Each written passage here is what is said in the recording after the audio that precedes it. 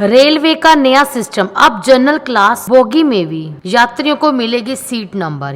नमस्कार। रेलवे ने अनारक्षित बोगियों में यात्रियों की भीड़ को कम करने के लिए नया सिस्टम शुरू कर दिया है। रेलवे ने अब अनारक्षित श्रेणी में यात्रा करने वाले यात्रियों के लिए बायोमेट्रिक सिस्टम को लागू कर दिया है। इस बायोमेट्रिक सिस्टम के लागू होने के बाद जनरल बोगी में अनियंत्रित भीड़ को कम करने में मदद मिलेगी। रेलवे ने देश में पहली बार इस सिस्टम को शुरू किया है, जिसके तहत जनरल टिकट पर यात्रा करने वाले यात्रियों को भी सीट मिल सकेगी। फाइनेंशियल एक्सप्रेस की रिपोर्ट के मुताबिक रेलवे ने बायोमेट्रिक सिस्टम की शुरुआत की है। इसे फिलहाल पश्चिम रेलवे के मुंबई सेंट्रल और भादरा टर्मिनल रेलवे स्टेशन पर शुरू की है। यहाँ से गुजरने वाली सभी गाड़ियों में से सर्विस शुरू कर दी गई है। पायलट प्रोजेक्ट के सफल होने पर इसे अन्य रेलवे जोन में भी लागू किया जाएगा। इस सिस्टम के लागू होने के बाद स्टेशन से जनरल क्लास का टिकट खरीदने के बाद यात्रियों को एक बायोमेट्रिक मशीन पर अपनी उंगलियों को स्कैन करना होगा। स्कैन होने के बाद एक टोकन जनरेट होगा जो उपलब्ध सीट के आधार पर मिलेगा। आपको अपने टोकन पर दिए के मुताबिक प्लेटफॉर्म पर ट्रेन लगने से पहले लाइन लगाना है। ट्रेन के आने के बाद आरपीएफ का स्टाफ कोच के गेट पर टोकन देखकर यात्रियों को प्रवेश देगा। इस सिस्टम के आने से जनरल बोगियों में सीट पाने के लिए यात्रियों के बीच होने वाली मारामारी खत्म हो जाएगी। रेलवे ने इस सिस्टम को फिलहाल अमरावती